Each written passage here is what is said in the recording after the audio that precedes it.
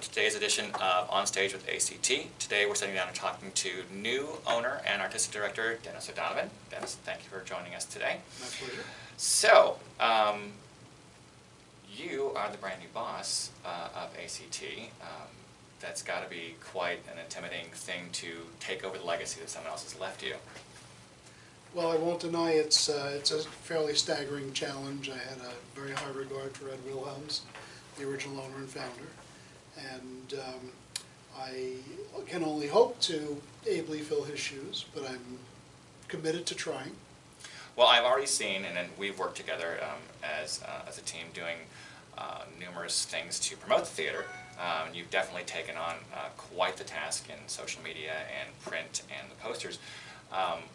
Ably assisted by Well, yourself. yes, thank you. Well, it's a mutual admiration society, if you can't tell.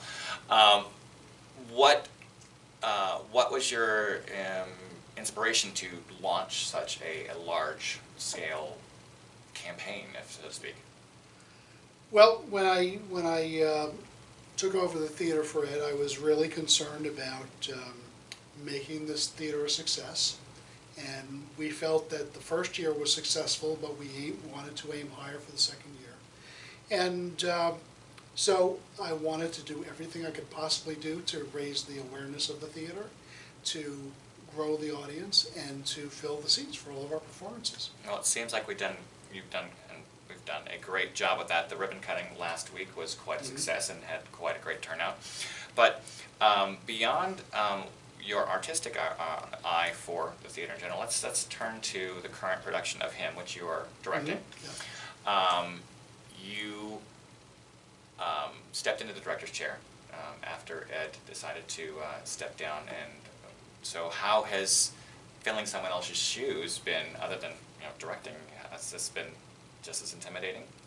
I wouldn't call it intimidating. It has been an exciting challenge, but I am blessed with an extremely capable cast. We managed to get all the right people in the right roles.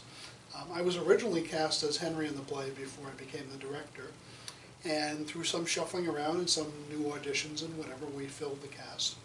And everybody has really risen to the challenge. They've come in prepared, they've come in really well considered in their characters. They all take direction extremely well. And it's been a very congenial and enjoyable experience for everybody. Now, as I said earlier in a different interview, this is from Daisy Foote, who is the daughter of Henry Foote, who is definitely more well known. Can you give us a little brief synopsis of the show for people who might not be familiar with it? Absolutely.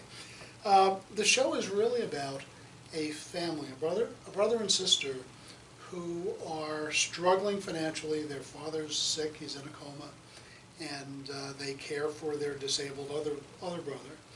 And they really have no prospects for a financial future. Neither one has really distinguished themselves in their working lives, and they've been tied to the family store their whole lives. And when their father ultimately passes, he leaves them a legacy which reaches each of the siblings in a different way.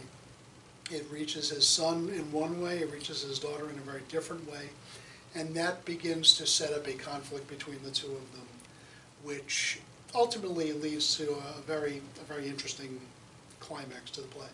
So in basic terms, this is kind of a family drawing room style, where the family Absolutely. is... Now, obviously these are very difficult economic times for everyone. Do you think this is going to be completely relatable to a general audience? I think that there are little subtle things that we've done in the arranging of the set and in some of the cultural references that I think people will be able to relate to. And if you've ever lived on ramen noodles 7 days a week, you'll definitely pick up on those little touches. And yeah, I think that people will relate to how difficult it's been. It's a slightly unusual situation that these two characters find themselves in, but relatable in the same way. Now, we are currently sitting on the set of him, and I know I don't have a very wide view of this. Let me widen out a little bit. We can maybe take a little better look on that. And this is compared to last season, quite elaborate for the detail work that you've put into this set. Was it a more conscious effort, or did it just kind of develop organically to make something that was this full of knickknacks and things in the corners? Well, we're very, very lucky to have a scenic director, Dante Morelli, who did the scenic design for this show. He's an extremely talented artist. He's a perfectionist. He's a detail-oriented artist.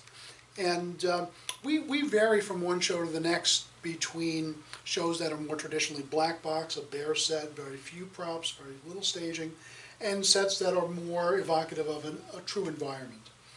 And this is one play where we felt we wanted to bring the audience into the home of these characters and make it as believable and livable a home as we could. Well, it's turned out amazing, and I think everyone's going to have a great time. I do wish you the best of lucks.